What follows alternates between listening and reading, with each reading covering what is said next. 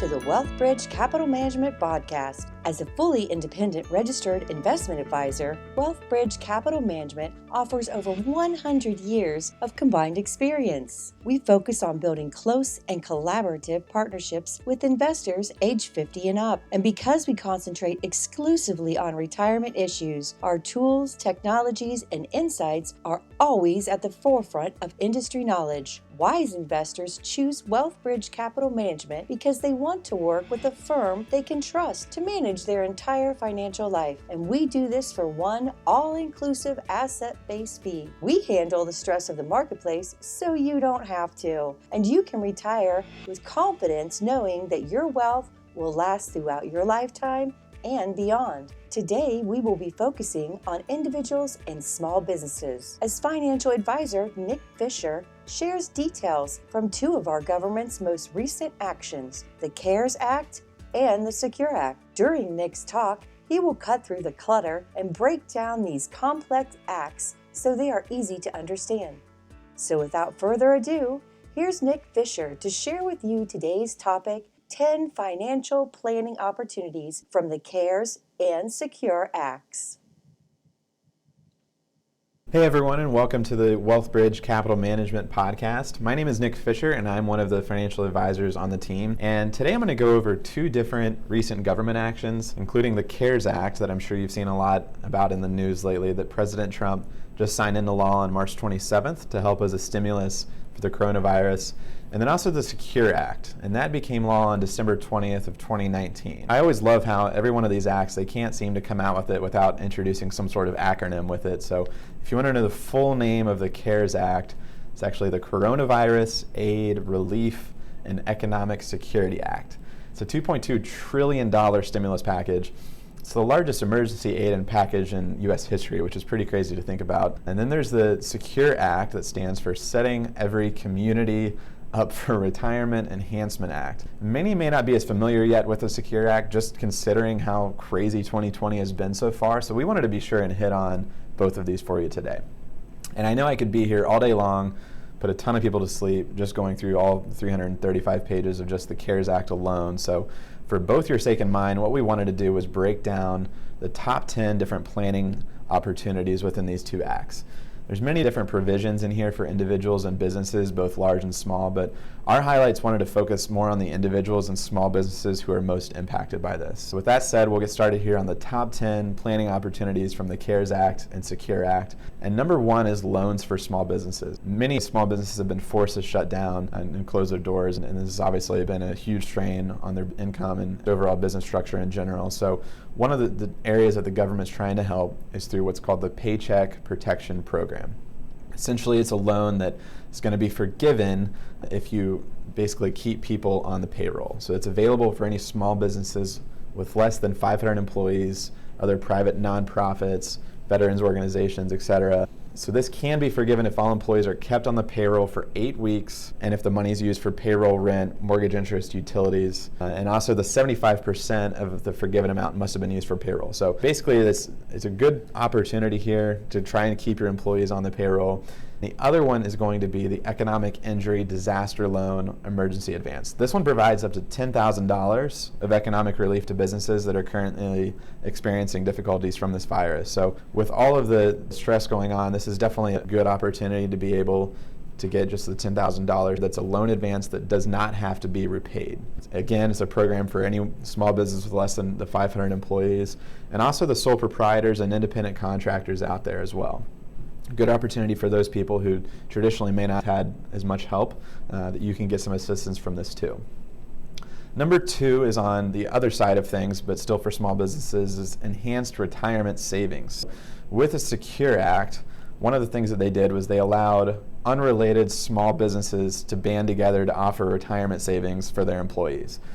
Basically, without getting too much into the weeds here, they've made it a lot easier for small companies to establish retirement plans like a 401k, which is typically pretty costly to administer. This also expands the ability for businesses to sign up part-time employees for their retirement plans who work either 1,000 hours in 1 year or 500 hours in 3 consecutive years. Definitely some good benefits here from the Secure Act. A lot of times it's been difficult for small businesses to offer these plans, and again, it's a great opportunity for those people at these businesses to be able to set up and begin their retirement savings.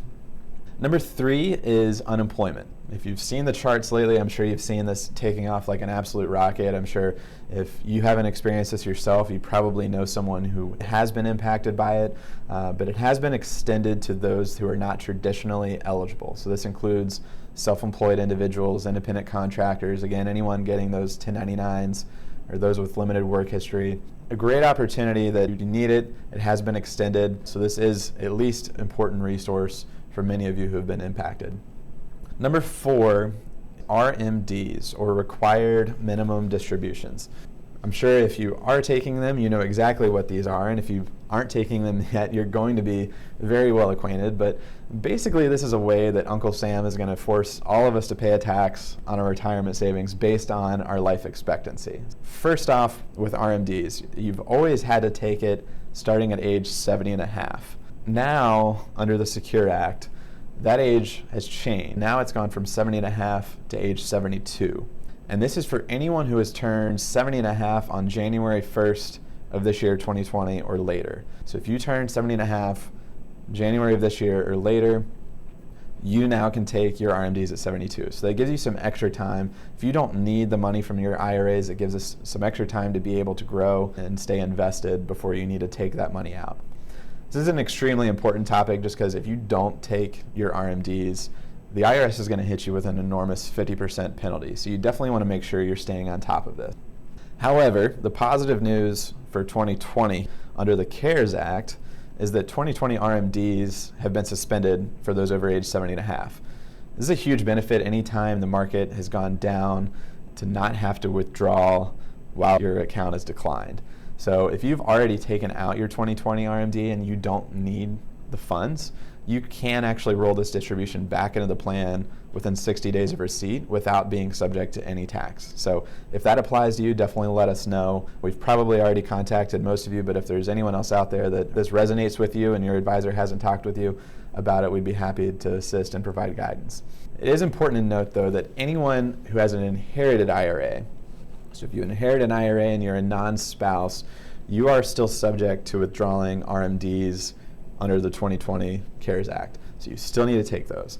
This whole process was actually changed under the Secure Act, and it used to be if you inherited an IRA, you could take those distributions over your life expectancy. This was otherwise known as the stretch IRA.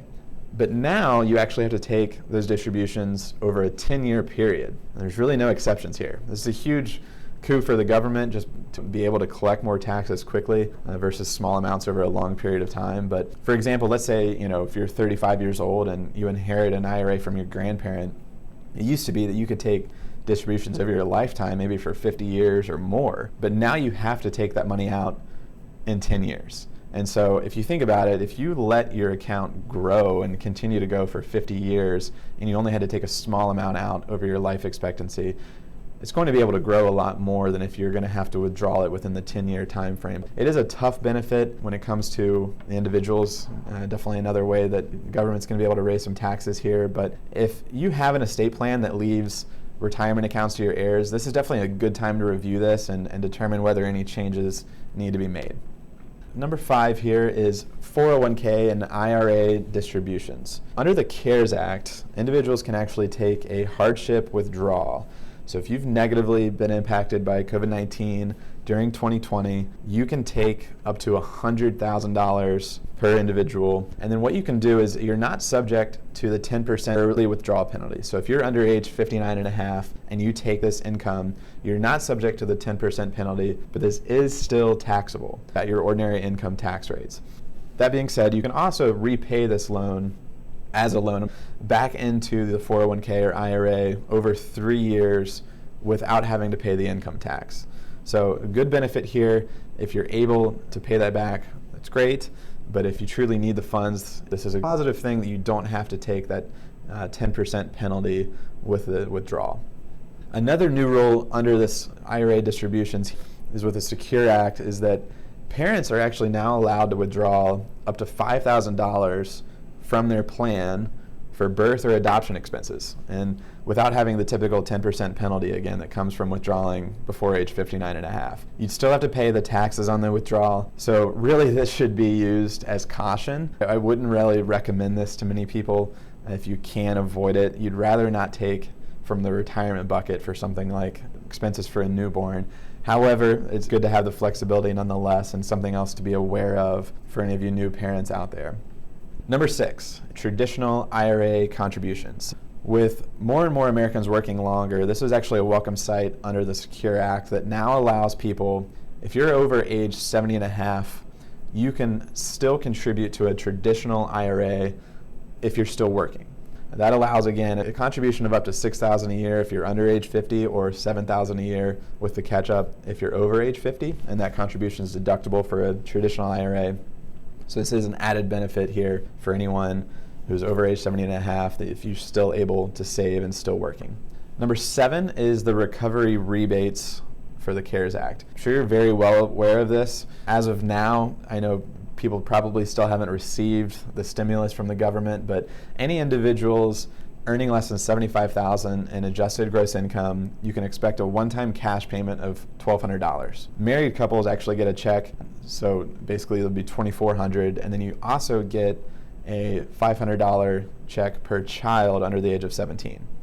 This is based on your 2019 adjusted gross income, so if you haven't filed for 2019 yet, they will base it on your 2018. And for some reason, if you haven't filed for either of those, it'll actually be claimed on your 2020 income tax return as a credit, but wouldn't be received this year.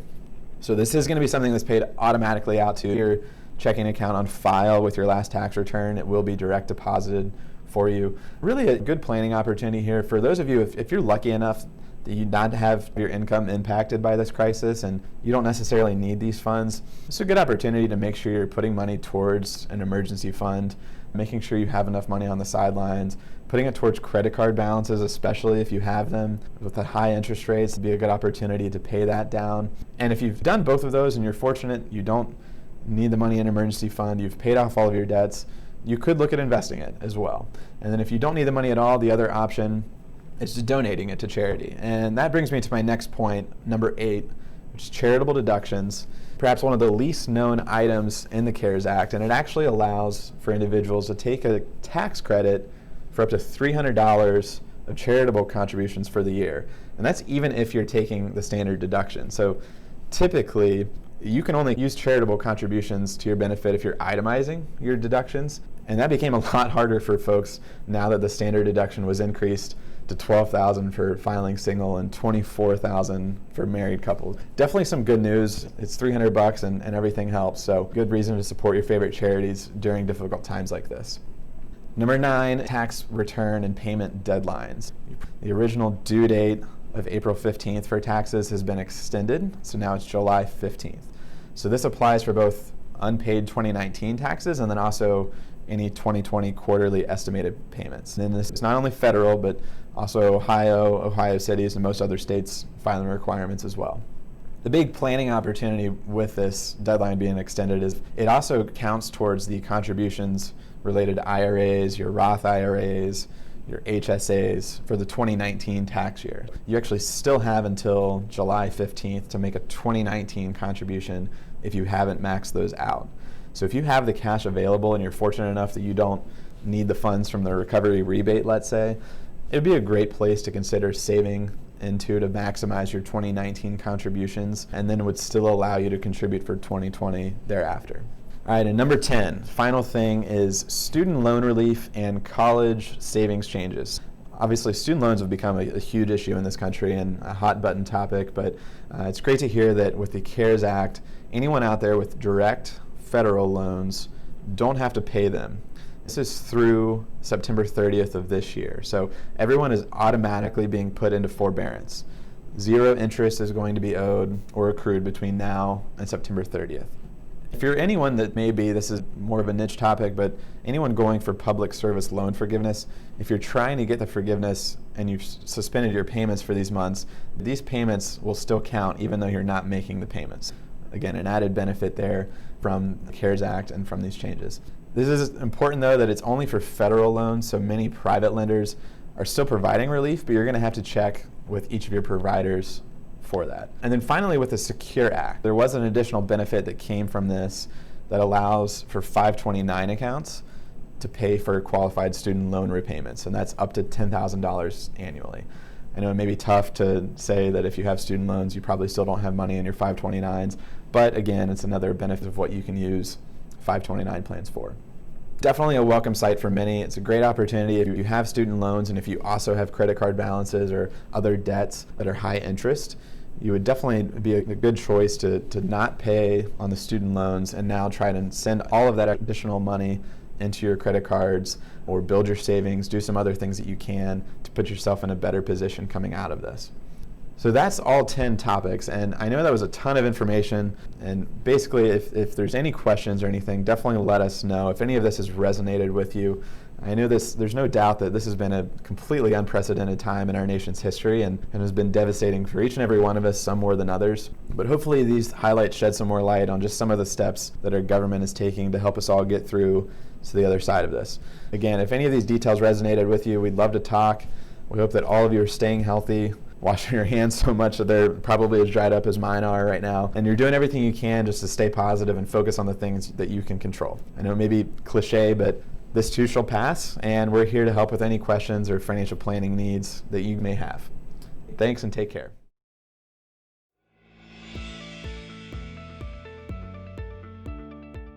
And that wraps it up. Thank you for listening to Nick Fisher with WealthBridge Capital Management. If you like this session and want to know more, check out some of our other features from our website at wealthbridgecm.com or contact Nick directly at 614-964-9600. WealthBridge Capital Management is a registered investment advisor located in the state of Ohio, serving clients locally and nationally. Thank you for listening.